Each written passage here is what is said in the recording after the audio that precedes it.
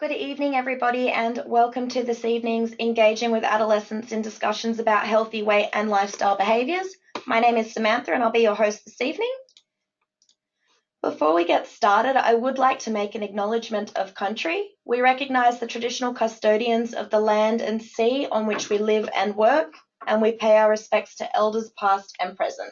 Alrighty, so I'd like to introduce our presenters for this evening. So we are joined by our presenter, Dr. Catherine Williams, and our facilitator, Dr. Tim Senior. Dr. Catherine Williams is an endocrinologist, conjoint senior lecturer at the University of Sydney and the clinical lead and manager for the Nepean Family Metabolic Health Service. This service is one of the only interdisciplinary lifespan obesity clinics in Australia and aims to deliver state-of-the-art family-based solutions for its patients. It maintains a strong focus on research and education and is working towards helping to reduce the burden of obesity and obesity stigma within the community. And our facilitator, Dr. Tim Senior. Tim is a GP at Tharawal Aboriginal Corporation in southwestern Sydney.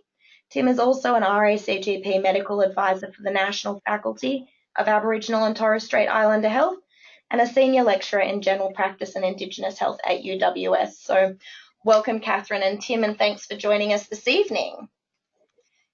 Thank you very much, Sammy. No problem, and I'll hand over to Tim now, and he will take us through our learning outcomes for this evening. Absolutely. Thank you very much. Good evening, everyone. I hope you're having a good evening, and those in the east of the country staying warm. So these are our learning outcomes, and this is what we hope to achieve by the end of this session. So at the end of this activity, you should be able to assess adolescent growth using the appropriate growth charts, interpret and discuss weight status with adolescent patients using appropriate and non-stigmatizing language, provide appropriate advice to adolescents about healthy behaviors, and refer appropriate adolescents and their families to existing services. And we're revisiting these at the end to make sure that we've covered them all. And the first thing we're going to do before we actually get stuck into any knowledge is just do a little poll just to see how you currently feel about it. So we're going to launch this poll. I'm going to ask you before, how confident do you feel having conversations about weight management and healthy lifestyle behaviors with your adolescent patients? And so just be honest and rate yourselves as to how confident you're feeling about doing this. So that's the result. So we have most people in the fairly confident and to a bit confident and not confident, which I think is very good, and probably what we'd expect people attending a webinar on this area, wanting to increase their confidence. Any thoughts on that, Catherine? Yeah, no, I think that's a really nice spread, and hopefully we can increase some of those a bit confident and non-confident by the end of the webinar, Tim. Absolutely, that'd be great. And so the next slide, this just shows us that it's actually a real priority in New South Wales, coming directly from the Premier. So the Premier has a priority to reduce childhood obesity by 5% by 2025. And in order to do this, New South Wales Health has put significant investment into a range of programs in the community, in schools, childcare centres, social marketing campaigns. So there's a sort of a group of knowledge out there among people, and hopefully healthier environments, and helping people make choices about their food. One of the things we'll be talking about is there's a routine advice and clinical engagement strategy that involves the whole health system, including us as GPs. And in New South Wales Health, they're hoping to do more to make sure that children's growth is routinely measured in the New South Wales health system. But another thing that they've done is fund webinars such as this, so that more of the New South Wales health system, including GPs, is on the same page about adolescent overweight and obesity. And so included in this is referral to treatment programs, but also back to ourselves as GPs. And obviously we all know that we've got an important part to play in the health system, as being the first port of call for the vast majority of people in New South Wales and other states seeing us. Is there anything you'd add on that, Catherine? No, I think you covered that very well, Tim. That's very kind, thank you. Then the next slide, this I find really interesting because this is the prevalence at different ages, showing the percentage of population who are above a healthy weight. And you can see there's two big life stages on prevalence where there's a big increase. And so one of those is at the 0 to 3 age group. There's a big increase in prevalence. And the other is over late teens to early adulthood in that 16 to 21 to 30 age group. And so it would seem that that's a really good time that we're seeing people and able to engage with children, adolescents and their parents and carers to actually prevent, hopefully, that big increase in prevalence that we see around that. And this is really what I see in the clinic, Tim, in the adult clinic when I'm talking to patients and taking their weight history. We see those that have been overweight and obese from very young age, and then there's a huge cohort that have gained weight from 16 up. And I guess some of the factors there, they all say that they get a job and they have access to money, and then they can buy their own discretionary foods. They're getting out of the home more, they're much more socially active. And they're drinking a bit of alcohol, and the physical activity really drops off. So it's a major danger time. And I guess it's a real problem because overweight and obesity in this group is a real risk factor for overweight and obesity in adulthood and more severe forms of obesity where we're seeing those real complications. And complications then really impact on our ability to treat overweight and obesity later on. So it's really important to intervene early. Absolutely.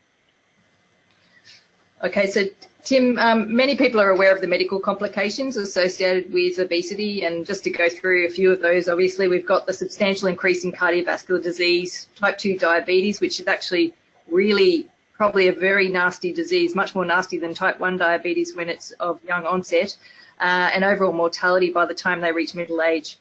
There's high rates of asthma and sleep disordered breathing, and also bone and joint complications, among others. But what we're not really selling is the psychosocial implications of obesity, which are often overlooked. And they're probably the most important in this age group, and they can be hidden but very, very significant. The problem is that these become more and more ingrained into adulthood, and they actually become more or less very, near impossible to tackle in adulthood. And they can have major effects and also have implications for future generations. So what we see in adolescents with overweight and obesity are higher rates of depression, anxiety, and eating disorders. And it's the chicken or egg as to, which one precedes which, but they definitely feed each other. We also see lower self-esteem and body image, and weight is actually one of the most common reasons for being bullied at school. Now, you'd know that stigma probably comes from other children, but surprisingly, their peers are not the only ones delivering the stigma. Teachers and educators, parents and healthcare providers all contribute. Children with overweight and obesity have social exclusion and weaker friendship groups, and this can lead to poorer quality adult relationships, reduced academic achievement, which coupled with obesity stigma can actually lead to lesser employment outcomes. So it's actually really, really important and sets that child up for some significant things in the future. So our summary is that we've got to have a key focus on interventions for mental health in particular if they're present. We need to involve as part of our strategies psychological and social supports, and this is for and from families, not just the index case. And it's a real argument for early diagnosis and effective actions to address these issues, as the complications are actually already present. Even if the patient doesn't have diabetes, they may well have significant mental health. So that's the first point to address the complications. But before we can start managing overweight and obesity, I think we need to start discussing some more peripheral issues, but very important issues. So if we can move to the next slide.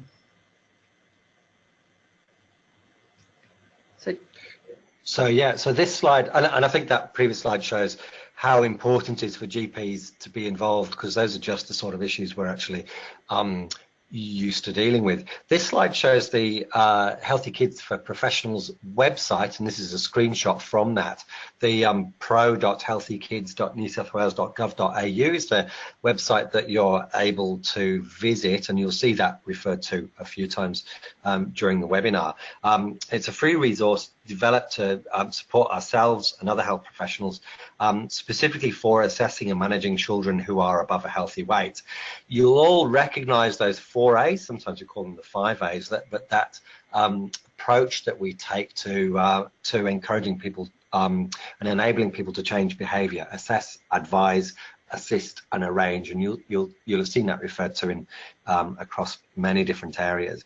Now, when you're on the website, if you click on that resources button at the top right, then there's all sorts of resources there that are available to you. So BMI charts, the 8 for a Healthy Weight, which is a resource that you'll be able to download as a handout from here as well. The guides to measuring height and length, healthy habits eating fact sheet, and some of the centile charts can all be found on that website if you click resources. There are also some videos, FAQs, other online learning, and both on the college website and I think on this website some previous college webinars that cover a range of topics that are related to this as well. Anything you'd add, Catherine? Yeah, no, I was introduced to the 4 A's approach very recently. I think it's a great framework. I guess in practice it's going to be a much more dynamic process, and I just wanted to emphasise that assessment has to be ongoing, and it is probably involved at every step. So just, sorry, I think I jumped ahead before, but now I would like to discuss some peripheral issues before we start talking about overweight and obesity management in adolescents. Oh, Norm, you're not watching the telly again. No, this is educational, Libby. It's all about obesity and how bad it is for you. I'll tell you what, I wouldn't like to catch it. You don't catch obesity, Norm. Huh? How do you get it then? By eating too much, by eating the wrong things, or by not doing any exercise. Oh. What is obesity exactly? It's getting fat, Norm. Oh. When you eat more than you need, the excess energies turn into fat. To avoid obesity, cut down the amount you eat. Choose a balanced diet and include some regular exercise as part of your lifestyle. Obesity reduces your chance of a long and healthy life. So, watch what you eat and exercise regularly. I've just got big stomach bones. So, Tim, that's the Life Be In It campaign. I think we're all familiar with it from our childhood. I don't think this campaign would happen today. What do you think? No, I suspect it wouldn't. This is from before my time in Australia, and so watching this video and hearing the audio, it was quite surprising now. And we certainly hear the term fat shaming, that people understand what that is. And I would think, my understanding is that certainly doctors have had quite a role in that in the past, in using language that does stigmatise people who are above a healthy weight. Yeah, I mean, I think this today would seem an extreme example, but it was actually a population health campaign about 10 years ago and well accepted. And I think it's sort of true to a stereotype that we all kind of recognise to a greater or lesser extent today. I think we still internalise this, where the patient with obesity may be less intelligent, lazy, disorganised, misguided, and these approaches tend to shame and blame the individual. And also, I guess I'd add that eating less and moving more is not the full story, and we'll talk about that in a minute. But there's very good evidence, Tim, that healthcare providers don't like treating obesity. They feel underprepared to do so, and they've got little hope that their patients will actually make any changes. And this is probably detectable in their communications. And the communication changes might be quite subtle. So, for example, you might smile and make eye contact with a patient who's thinner when you walk in the room, whereas if you have a patient who's a bit heavier in your room, you might avoid eye contact. And this daily sort of subtle messaging could actually have a big impact on that patient. What we also see is that stigma has a direct and observable consequences for the quality and the nature of the services that are provided to those with obesity. And that leads to yet another pathway where weight stigma can contribute to poorer health outcomes. I have a conversation regularly with my patients. They actually refuse to have some testing done because are constantly sort of told that they can't have that test because they're overweight or obese, or they should just lose weight without any sort of assistance and help as to how to do so. And that leads to avoidance behaviour, and then people leave medical conditions for a lot longer than they should.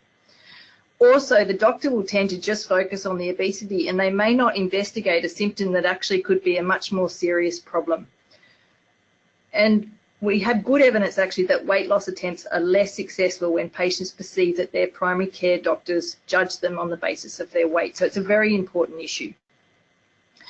Moving on to the next issue, associated with weight stigma, it's really important to get our language right. If we move on to the next slide. Now, we need to be very aware that patients are affected by the language that we use. And it's very important to avoid stigmatizing language such as using the word fat, obese, overweight, or chubby. And I experienced this myself with our service, which was called originally the Nepean Family Obesity Service. And what I found was that a significant minority were finding that name was very disturbing, particularly when they were going with their referral forms to get their testing done. And so what we did was we changed our name to the Metabolic Health Service.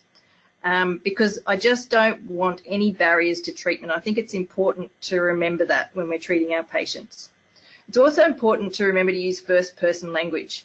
How many times have we called a patient a diabetic or an obese person? It's actually not okay. We should not be defining patients by their disease. So it's the patient with obesity. So what the RACGP and Ministry of Health have worked with children and their families on what language might be acceptable to them when we're engaging them about weight issues. And they've come up with this framework where if the patient is between the 85th and 95th centile, then they're above a healthy weight. And if they're greater than 95th centile, they're well above a healthy weight. Now, it's important to realise that this is a guide. It's not a label for children. It's used to assist us in our conversations when we're talking about overweight and obesity and to minimise that problem with weight stigma and weight bias. So the next issue to talk about is obesity as a disease. Now, this is a very complicated slide, but it's just to illustrate a point. So there's many advocates now pushing for obesity to be recognised as a disease so that there's a greater recognition of the complex drivers behind the state of energy excess that leads to weight gain. So the first part of the slide talks about a genetic study, and this was presented at a recent obesity conference I went to. And it's essentially a cohort of over 1,000 people who are very phenotypically thin and healthy. And what they did is they contrasted their genetic architecture to those with severe early onset obesity. And they found that thinness, like obesity, is actually a heritable trait with clear genetic components. And the PI concluded that it was easy to rush to judgment and criticise people for their weight, but the science shows that things are far more complex. We have far less control over our weight than we may wish to think. So if you're thin, you may just be lucky because your genetic signature makes you that way. Now, these genes are often involved in neurons that are involved in drivers for eating certain types of food, including our energy-dense foods, and for physical activity and or propensity to sedentary time, and many other things. There's also clear differences in energy handling. These can be from differences in the fat and muscle distribution and the way it handles energy, or differences even in the autonomic nervous system and the way the sympathetic and parasympathetic nervous systems can buffer change in any energy intake or physical activity. What's also clear is that our physiology fights to maintain our weight and will vigorously aim to regain weight that it has lost. And it's interesting that there is not a converse measure. So if we gain weight, we don't vigorously try to lose weight to get the set point. So the set point is gradually pushed up over time. And these fundamental differences in us all operate among others related to the environment. We know out, for example, in Western Sydney, where there's a lower socioeconomic status, that obesity rates are much higher. And also complex psychosocial and medical stresses that can be part of our patients' lives. Now, the second part of the slide just actually represents the foresight diagram, which was developed in the UK in 2007. And it's a diagram that sums up all the factors that contribute to obesity and their interdependent relationships. And I think you would agree that it's quite a busy slide. In fact, there's over 180 contributors that have been described as contributors to obesity, and it well and truly justifies the term of obesity being described as a canary in the coal mine. So you're not really treating obesity, you need to treat those potentially 180 drivers for obesity. So it's very important to individualise your approach with patients. So the overall message I'd like everyone to take home is that contributors to obesity are often multiple, and aiming for a simple eat less and move more approach is unlikely to achieve success. I really want you to check your assumptions in at the door and count yourself lucky if you don't struggle with weight, although I think most of us do. And be humble and curious when assessing those that are above a healthy weight. Now, the third point is that when we're dealing specifically with adolescents, it's important that we reframe our expectations. Now, adolescent brain development is a very interesting time, and what we can see here from the graph, we have adolescents moving into young adult on the one on the horizontal axis, and then we have the rates on the vertical axis. And what we're seeing is that the emotional brain develops quite early, but in fact the prefrontal executive control, which is so important for being able to enact healthy behavior changes, takes a very long time to develop and is not fully developed until young adulthood. So what we're seeing is that this psychosocial development is very important for mature adulthood, but it has a real negative impact on chronic disease management and weight. And I think we should think of type 1 diabetes as an example that we're all familiar with. Most patients will have a significant deterioration in their glucose levels with type 1 diabetes as they travel into adolescence. And sometimes we're after just simple harm minimization until that individual is ready to engage again. And that's what we have to remember when we're treating our young adolescent patients. So the tasks in young adolescents are all about achieving independence and increasing autonomy and moving away from eating with the family. They're about a strong identification with a peer group and their opinions and behaviours, and associated with that comes risk-taking behaviours. Other negative things that can impact on weight in adolescents are, loss of discretionary time through study and employment. They have problems with their sleep through delayed sleep onset, bright evening lights, energy drinks, small screens and social media. And this all leads to less and disrupted sleep, which is associated with increased adiposity and metabolic derangement, and of course anxiety and irritability. So we must change, for a change in health behaviours, or even body acceptance could be considered a win. We may not always get weight reduction, and that's an important thing to remember when we're treating this group of patients. So I guess the next question arising from all of that is, how do we start to have conversations with adolescents, given all that genetic and developmental background? And I think it's worth just asking the participants to share with us through their question box what approaches they're taking at the moment. And I'll invite Catherine to share with us her approach and comment on some of the approaches we're putting through. So feel free to put through your the way you would approach talking to adolescents who are above a healthy weight into the chat box.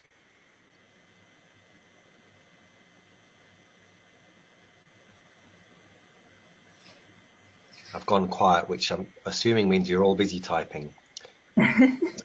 So someone's commented using the heads approach. So I hope you're all familiar with the heads approach. This is a really helpful way of talking to young adults about their entire about all the things that are going on for them in their life. Heads assessment, ask about exercise and who cooks food in the house. Focus on well-being and not on the weight. Fantastic. We're getting some really good answers here, Tim. We are. Discuss what is important to them at present. Absolutely. That's good. Absolutely. So I think those are all familiar, Catherine, is the sort of approach that you'd recommend.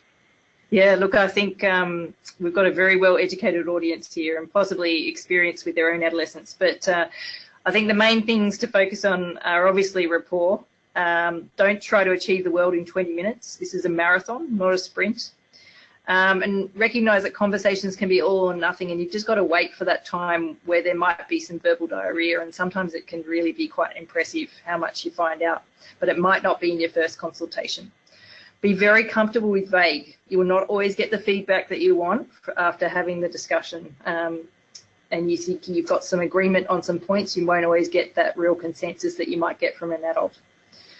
Communication is really important. You must be authentic, be yourself, and be humble. Don't use an authoritarian approach. You're not an expert in their life. And be curious and ask and question your assumptions. You've got to use negotiation for your developmental goals. Do not come from a point of power or authority, because it will be met with resistance, and it may lead to maladaptive behaviours, and you also risk being seen as a co-conspirator with parents and other authority figures. I think that's really important, because it's so easy to slip into doing that without thinking, and I think that's really, really important to consider. Absolutely. And I guess being problem solvers together, Tim, so that's important. And now the golden rule, do you ever sort of talk to your patients about their metabolic health in the future? Tim, I say... Sorry, I was just muted. That's a really good question. I'm just looking at some of the answers in terms of asking people if they think about a healthy lifestyle and discussing what's important to them at present. And I'd imagine many adolescents, the future's a long way off, and they can feel pretty invincible at that age. Yeah, it generally rarely gets you any traction. So it's important, as one of our contributors said, to focus on their well-being rather than possible health outcomes in 20 years' time. So remember, their drivers are about becoming independent from their parents, being part of their peer group, romantic partners, trying new experiences, getting an education, finding a job, and working out where they fit in the world. Now, there's also some gender differences, Tim, that we need to be aware of. So in males, generally they can be more caught up with strength. This is definitely stereotyping, but it tends to work out a lot of the time, and physical fitness. Now, in high school, they're starting to flail a little. In primary school, they may have been quite good at sports because they were bigger, but in high school, that becomes less an advantage. Females are often concerned about their body weight and peer opinions, and actually very few boys will present for their weight, so it's important to grab opportunities when they arrive. Now, it's important to normalise psychological distress and offer support when it's needed. And I think really important is celebrating small wins and acknowledging that the treatment course may not always produce the desired result. And you should, when people aren't meeting goals, frame it as challenges rather than failures. So, moving on to the next slide, I think the next thing to do is to realise that not all adolescents are the same. And we've basically sort of grouped them into three categories here. So starting with the 13 to 14-year-old, these adolescents are just leaving childhood. So the parents and families still shape largely what is being done. And they just want to be kids. They're more open to trying new things such as sporting activities, but they're quite concrete, so you have to give them good rules or boundaries. They actually take knowledge from teachers, coaches and mentors as trusted adult sources. So you've got a fair bit of traction here. And they're quite reliant on their family. So it's very important to bring the family into the plan. Now, when we move into the 15 to 16-year-olds, this is where things can get a little bit more complicated. So often from year 8 onward, they're having increased pressure and expectations placed upon them. There's a lot more anxiety. They may be developing some sleep issues, particularly with small devices. And they're very body conscious, and material and physical pressures are very much present. So they're experiencing this uncertainty, anxiety, and it's easy for them to retreat or hide and not participate. They are actually happy to try things, but they may benefit from things like compulsory participation for everyone to try and get out and about. And they do tend to quit organised sport without an alternative. Now, at this time, they're less trusting of adult sources, so it may be a good idea to sort of try and find good web resources for them, or what I found very successful is involving some sort of allied health member in the team, and personal trainers and other sort of physical activity experts can be very valuable in this age group, particularly with the boys. Moving on to the next age range is the 16 to 17-year-olds, and this is where you might be able to start re-engaging. But it's important to listen to what's important with the adolescent at this stage. So they're forming a sense of self and future horizons and life. They're looking at life beyond school. Eating is actually a key social connector, and they're out quite a bit socially. Now, time management and best use of time is going to be a very big challenge and should be worked through with them. They've got a lot of focus on motivation is based on what fits in. So again, that time management really important. Now, the stigma as a GP and wellbeing officers and parents is that your sources of relevant information or experience again, so that trust may be starting to rebuild. So moving on to the next slide now. So, Tim, how do we provide some brief advice to our patients, do you think, at this stage? Yeah, I think this is a really crucial question, because we can't just dump everything we know on someone. Someone made the important point about understanding who's cooking in the family, and I think often finding the particular their particular priorities and using that to give some really practical, detailed advice. And I know this is one of the handouts, one of the resources on the website, the 8 for a Healthy Weight, which I think goes through 8 particular pieces of advice that are quite specific and could be useful to use in giving people something constructive to do. Mm-hmm. So that's right. I mean, I think I would use this almost as a prompter for conversations. So, you know, some of the stuff, your advice is going to be very specific to the patient. But for example, you know, looking at the drinks thing, they might be drinking a lot of soft drinks or something like that. You might use that as a goal. So trying to replace some of those sugar sweetened beverages with water or low fat options. Also, when you're looking at eating, a lot of adolescents don't actually eat very many fruit and vegetables. It's something I've really observed. They're very carbohydrate heavy and simple carbohydrate heavy, and their meals are often not very regular, so breakfast will often be skipped, and it might just be as simple as recommending that they have some breakfast. When you're looking at physical activity, you've really got to sort of try and make it work in with their day. Unless they're very keen, you're not always going to get very much traction if you're recommending formal sporting and gym activities. So I don't know whether you or the audience have any other sort of suggestions for messages that give adolescents. Can certainly invite people to put in their particular healthy behaviours that they might recommend to people if they've got any particular things that they find useful.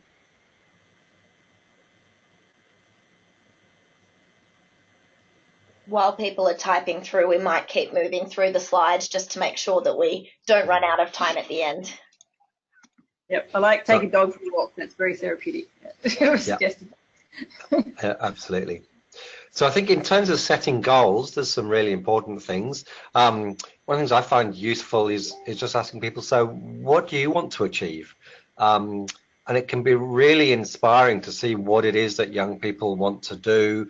And often those aren't health-related goals. They're something that they want to do with their life that good health will allow them to do, or be more likely to allow them to do.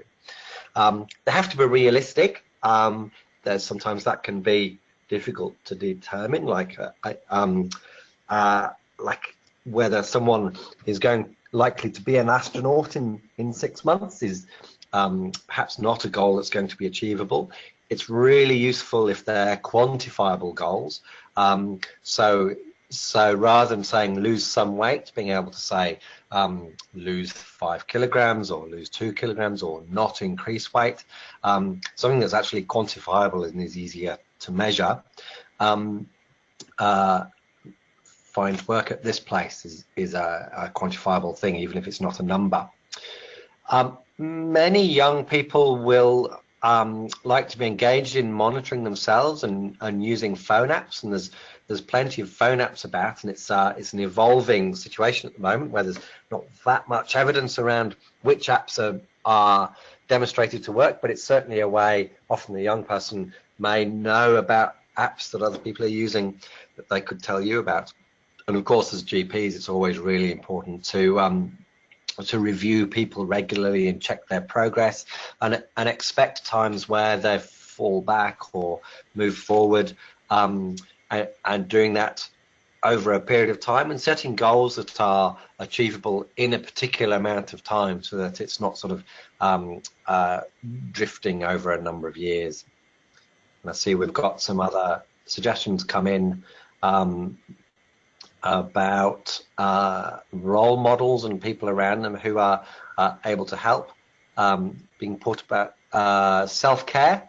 So have a bubble bath, walk to school if you can, ensuring that their mental health is in a good state for making changes to their behaviour, and involving friends and group activities.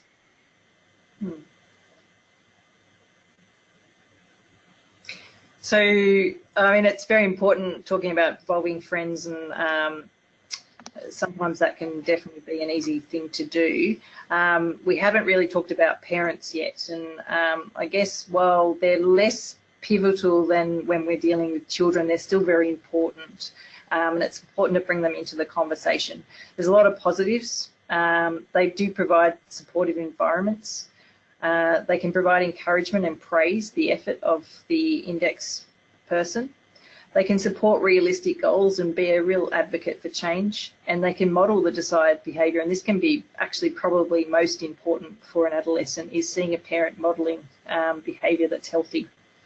There are a lot of negatives, and you do have to be careful of these traps. So they may have a long history of weight loss failure themselves, and they may not have a lot of faith in what's being going on. Now, chaotic parenting styles is very common in our clinic, and it can be very anxiety provoking, and also very difficult to establish routines in the child or adolescent if the parents are chaotic.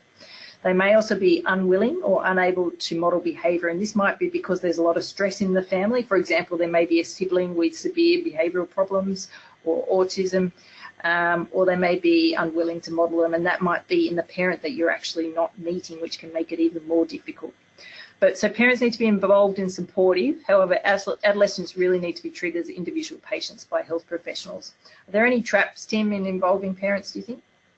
Yeah, certainly. I've met families where the parents aren't particularly supportive, and that can be difficult. And so I think understanding the circumstances of the family and the relationships in there is really important.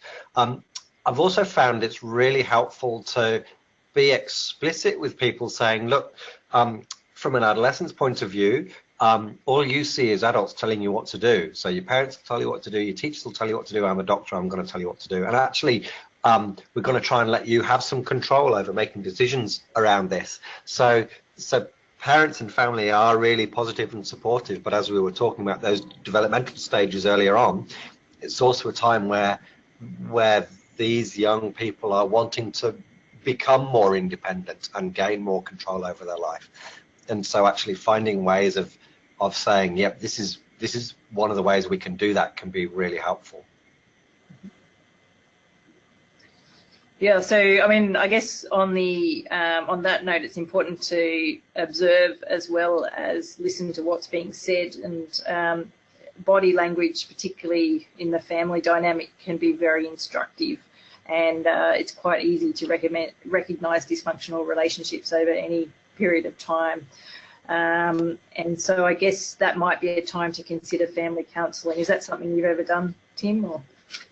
It is, and it's not so much around the weight issues then, but around the communication issues in the family. And it can be a difficult thing, because often in those sorts of situations, parents come in and they say, well, the problem is with the child, and so introducing the idea that the problem is also with the relationships between people in the family, and that we all have things that we can do to change.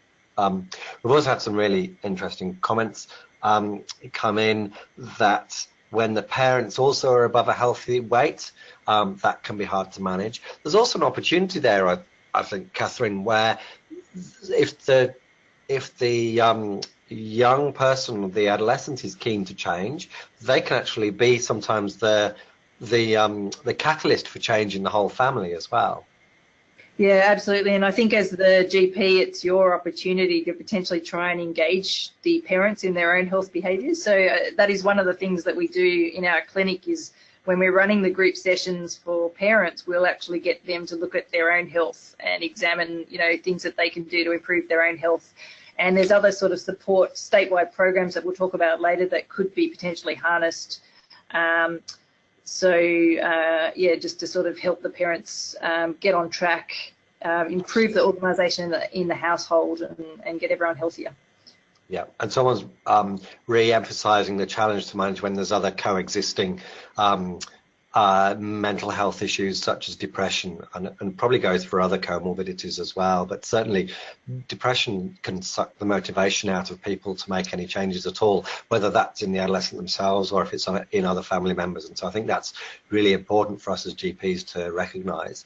And also another really important point about community culture, where particular cultures that the child and family may be immersed in or part of have different expectations around size, so it may actually become quite attractive. Men are seen as attractive if they're particularly big, and certainly that's we can't just assume that that's neutral, that there may be other unspoken community culture pressures on people regarding their size. That's true, and you can get the grandparents and others weighing in there as well. So. Absolutely. Thank you very much. I think, we're going to talk about following progress next, I think. Yep, so following progress is, as you've said, Tim, before, regular follow-up, constant assessment and reassessment, and always checking your assumptions. Really celebrate successes. Formulate new plans if current ones are not working, but be careful what you define as not working, and reframe what is not working as a challenge rather than a failure. Consider other team members and resources and what you can draw on to strengthen the package that you're providing, and always considering possible referral to secondary or tertiary weight management services if things are not going as you'd expect. Absolutely. And some of those successes to celebrate it can be really small. Fantastic. You've not gained weight over the 3 months. That's a real success.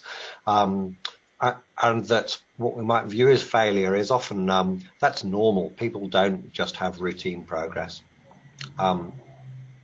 We've got a question just before we move on to the case study. How do you get young people back if they aren't sick? Well, I think you're engaging them in healthy behaviours, aren't you? So I guess it's talking about fitness and wellness. So we're not really focusing on sickness at all. And we're not even really focusing on weight. We're trying to improve their health and wellness. So, yeah, it's a good question. But I think if you schedule regular appointments, you have a plan with them, you've listened to them and you've engaged them, it shouldn't be a problem to get them back. Yeah, and sometimes using that goal, the goals that they've identified themselves, like I want to do this course in TAFE, I want to do that. Seeing people regularly with a view to achieving that goal can actually be a really useful one. And if rapport's been gained earlier on, for some of the families that I've met, that you're the only person who's actually said, yeah, you're important. We're going to see what we can do to help you here. And so that can be really important. Absolutely. Let's move on to the case study, which will hopefully should illustrate a lot of the points that we've been making and that everyone here has been making. So, of course, because we're in general practice, we're running late after a busy, overbooked morning session, and we've got 20 minutes until we need to attend our important practice meeting that's going to increase our pay, perhaps. So there are aspects of this that may not be particularly realistic. You've got one more patient to see. This patient is known to another GP in the practice, but hasn't been seen for 3 years. Her name is Anastasia. She's a 16-year-old girl who attends with her mother, who's concerned about her daughter's extreme fatigue and poor memory. Anastasia's mother would like you to exclude a problem with Anastasia's thyroid. As she's read on the internet, it's a common complication or a common cause of fatigue.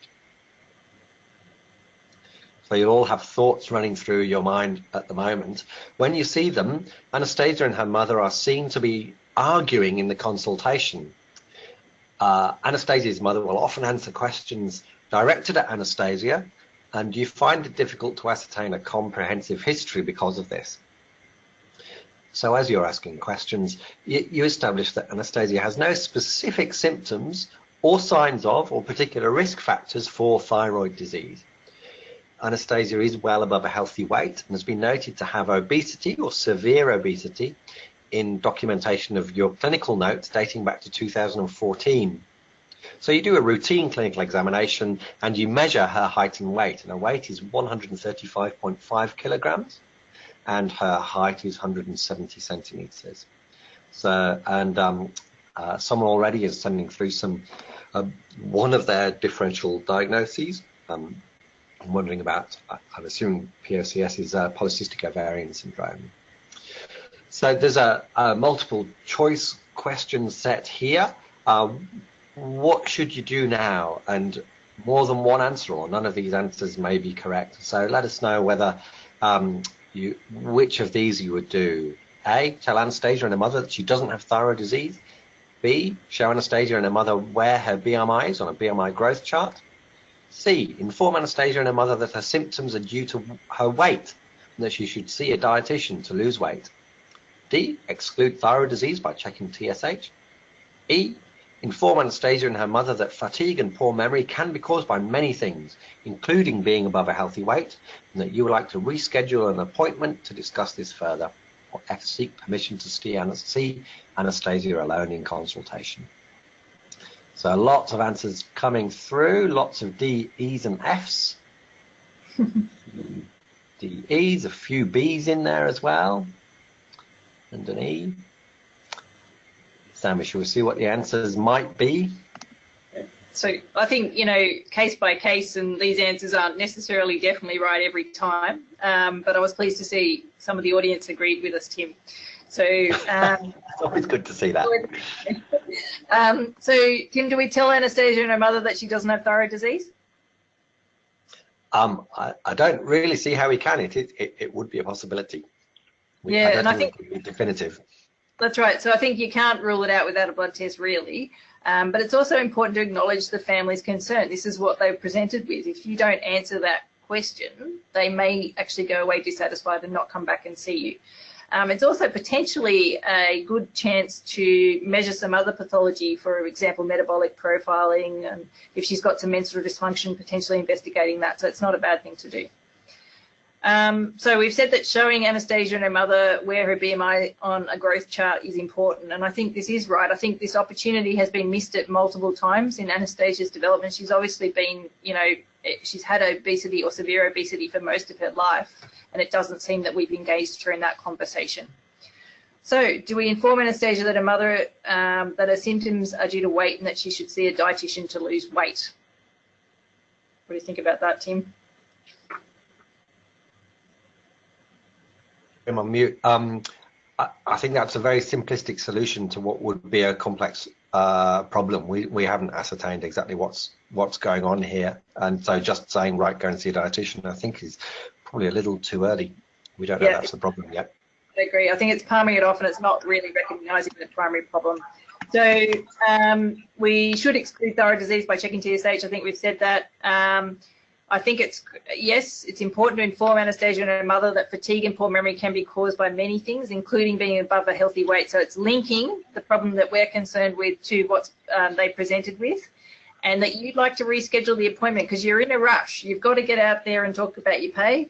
You can't do this quickly.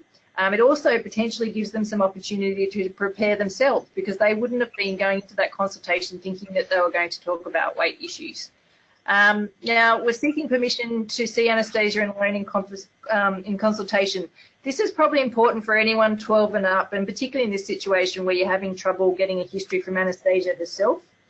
Now, importantly, confidentiality can actually be maintained, provided there's no risk to self-harm, there's no risk of harm to others, or there's no risk of that person being harmed. And you can seek permission to discuss aspects of your consultation with parents later.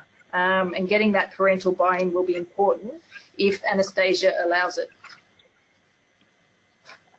So Tim, we're just going to look at the BMI chart. Yeah, so and we'll move through the next few slides fairly quickly, I think. But this is one of the charts that's available on the resources section of the website, and can be really helpful. That red dot that you can see, I think, is where Anastasia is, and so that can be really helpful to show to her parents. Yep.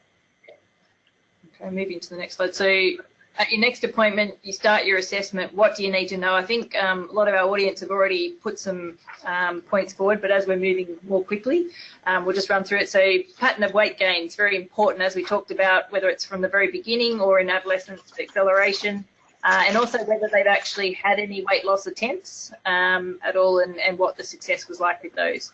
You need to know what their usual intake is, what their pattern of eating. A lot of people won't necessarily eat during the day, particularly if they're concerned about what other people eating, seeing them eat, or they might be having a lot of boredom eating at night. They could have quite disordered eating and in fact be exhibiting bulimia type behaviours. They need to know your triggers for eating. Is it anxiety or stress? Their actual knowledge around food and who's providing the food, and whether there's actually food insecurity in the house. Physical activity and barriers to physical activity, and also sedentary and screen time are important, and obviously their interests for physical activity.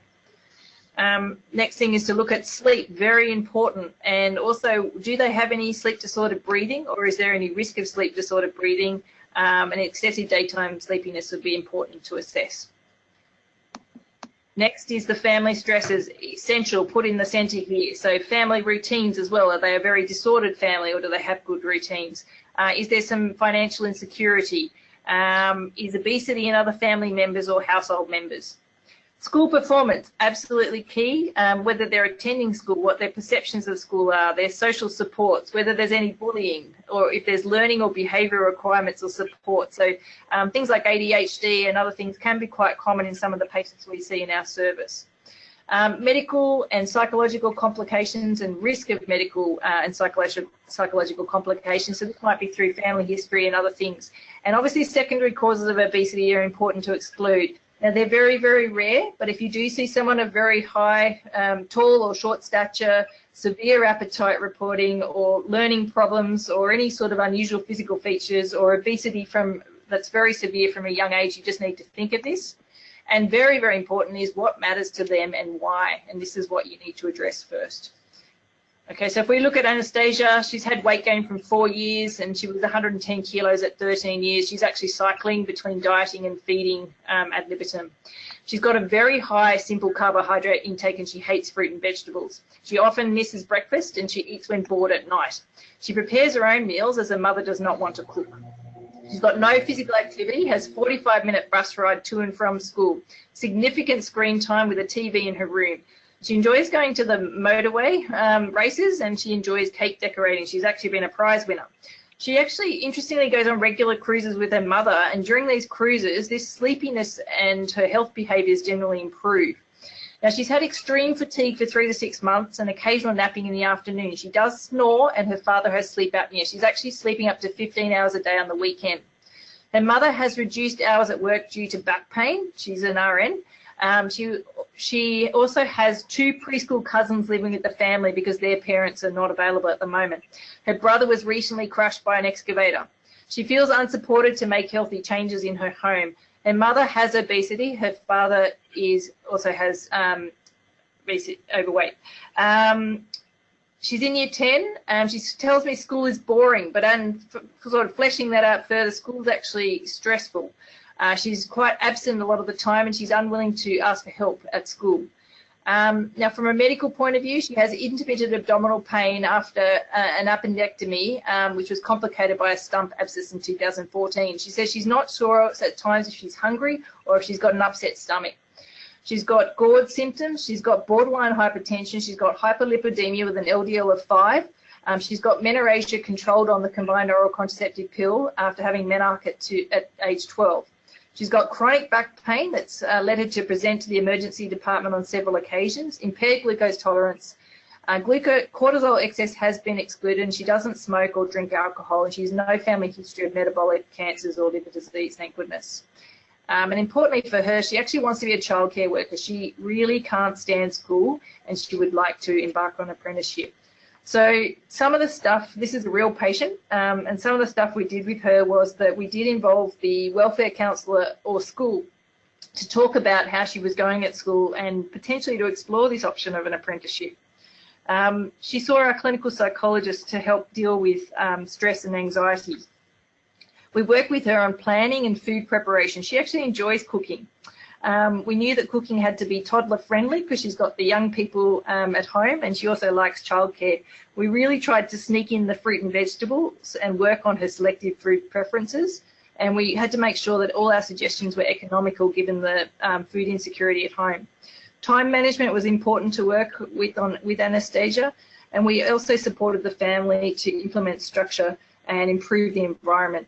We got a sleep study organised, and we started some metformin, and we were considering the possibility of whether she might have some gastrointestinal pathology. So moving to the next slide, it's just this slide, we will discuss places of referral for general practitioners shortly, but this is just a slide to highlight that the Ministry of Health and Royal Australian College of General Practitioners has a framework based on BMI to help to guide you as to when you might escalate therapy. And it's pointing out that at a BMI more than 99th centile, they do actually recommend referral to a specialist service or paediatrician, such as in the case of Anastasia. So moving to the next slide, which is actually talking about the referrals. Sorry, I just need to take a sip of water. So what we have here, from left to right, we have some state-based programs which are actually very high quality. We use the Go for Fun program quite a bit. It is for 17 to 13-year-olds, so just at the lower end of adolescence, but it's a really great 10-week program that involves both parents and the patient in healthy lifestyle behaviours. Tim, I'll get you to tell us about the Get Healthy Information and Coaching Service. Yeah, so that's for older people. It's a free 6-month telephone coaching service with qualified health coaches for people 16 years and older. I had a little bit to do with this because me and a colleague, they have a specific Aboriginal health line, and so we were talking to some of the staff on there, and so that can be a really useful service as well. That's free. That's an extra option for referral for us with our late teenage adult patients and adult patients as well. The other thing worth mentioning is that we can use GP management plan and team care arrangements for some, perhaps all of these patients.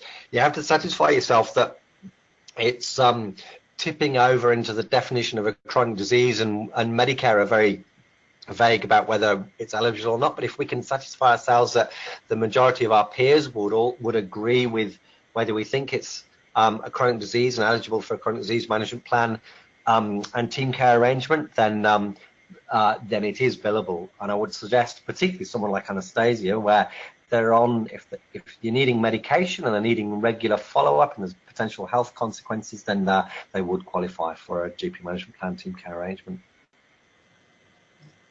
Yep, and then we've got obviously the local and community services. So that's you can contact your PHN or your council and find out what's available in your local area. There's also at the far end the secondary and tertiary services, and we'll talk a little bit more about where you can access those on the next slide. Mm-hmm. So Tim, this is a good resource slide where you can get information about secondary and tertiary services. Yeah, absolutely. And it's also worth, so that's on the website we've already talked about. And many of the health pathways websites in your areas as well will have the local services in your area. Someone's also asked about services available in ACT. I think they have their own arrangements, but they do have arrangements, I think. Yep, and there's lots of info on all these programs on the Health for Kids website. So this is how we might define success for Anastasia. And again, are there any particular answers here that would strike you as being successful? In the interest of time, I might suggest that any of A, B, C, or D would actually be considered successful in Anastasia. Yep, I think it's important to note obesity is a chronic relapsing condition or disease with complex drivers and thus complex solutions, and adolescence is a really difficult time for engagement and motivating changes, so we've got to reframe our expectations. Absolutely. And the next slide is really interesting in showing what actually happened with Anastasia. Yeah, so I think from the beginning in 2015, this is when she presented to hospital on one occasion, and what's most striking is, I suppose, this massive weight gain. So there was a real missed opportunity in 2015. Well, they're really rushing ahead. So then in 2017, she was referred to the Kids Fit for Future clinic at our service, and you can see that initial interventions were successful. But then there was a period of weight regain, and what's really impressive is the steepness of that weight regain. It can be very fast, and it's really important to jump on when it occurs. So she was actually then referred to the Adult Healthy Weight Clinic at that point, just to look to see if there was any other interventions that could be offered for Anastasia at that point. She had some success, although there was a period of stagnation, and then there was some weight regain. So at that point, we talked about where we could go with her therapy, and she was offered some liraglutide, which did have some effect. But also at that point, she actually stopped school and started a childcare study and apprenticeship, and was really loving that. And so I suppose I recently had a discussion, then the next step was actually that she started having a very low energy diet as an 18-year-old. Now, I think the most lovely thing is I was chatting to the dietitian just yesterday about how she's going, and she's actually now submitting food diaries for analysis and sort of really engaging in physical activity and loving what she's doing. And, the things that we're discussing now is how she can sort of increase her calcium intake and modify her saturated fats on a reduced energy diet, which just wouldn't have been heard of when we first met her because of the degree of social dysfunction and the impact that the school environment was having on her ability to engage. So in fact, all her excessive daytime sleepiness has now gone. She only had mild sleep apnea in the end, and it was largely just this real dissatisfaction with what was going on in the school life. So I guess the take-home points are success can take many forms and may not look like what you expect.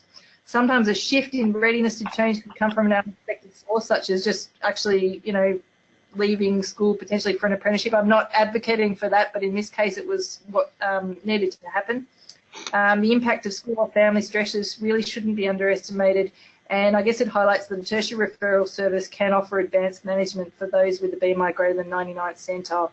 So in actual fact, Anastasia is quite keen in the future to consider bariatric surgery, and I think this may be a reasonable option for her because she certainly is well above a healthy weight. Will struggle with her weight, and she's got quite a few adverse metabolic features that may cause problems with her for the future. So that's an ongoing discussion with her. Not a suitable option for everyone, but certainly maybe in this case it might be something that comes up in the future.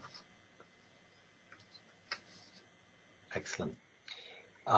This is a question people worry about. Will talking about weight cause an eating disorder? And I suspect the short answer is no. Yeah, so I guess this is a big concern. I think the main point is, first, the eating disorders are quite uncommon, and overweight obesity is very, very common, really.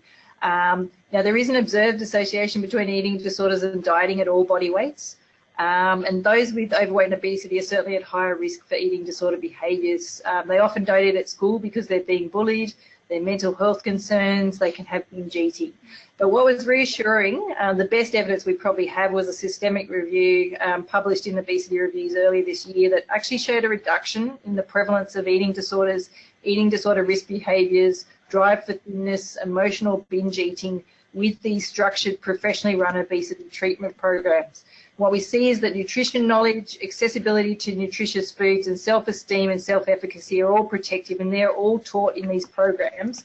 And the other thing that was reassuring is that the duration that people engage in these programs actually reduce their risk of eating disorders. So I think we can be fairly reassured that in these professional structured interventions, we are not going to increase the risk of eating disorders.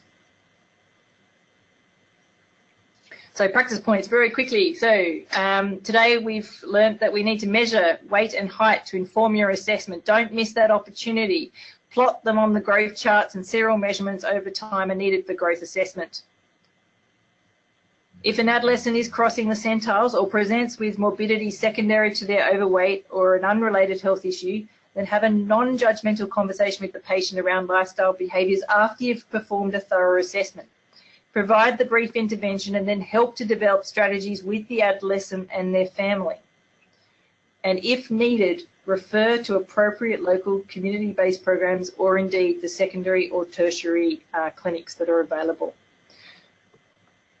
When we're looking at practice point 2, find out what is important to adolescents and set realistic goals.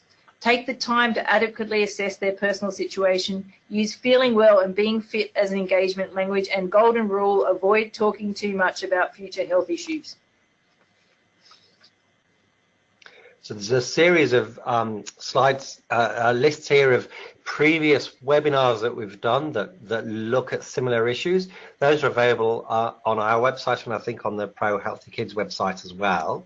So if we move through those slides, I think people get the slides as well afterwards. We can actually look back at our learning outcomes to see whether we've achieved that in our quick skip through adolescent obesity. So by now we should be able to assess adolescent growth using the appropriate growth charts, interpret and discuss weight status with adolescent patients using appropriate and non-stigmatizing language, provide appropriate advice to adolescents about healthy behaviors, and refer appropriate adolescents and their family to existing services. We've run slightly over time. Thank you very much for your engagement in answering all the questions. We do hope it was helpful. Normally, if you have questions that are ongoing, if you send them through to us, we'll do our best to answer them. And when we leave you, there will be an evaluation questionnaire for you to fill out. Thank you very much to Catherine for such a great source of information. Thank you to Sammy for making it all run so smoothly. That's great. Thanks so much, Catherine and Tim, and thank you everyone online for joining us this evening. And again, apologies that we did run a couple of minutes over time there, but thank you for joining us and we hope you enjoy the rest of your evening.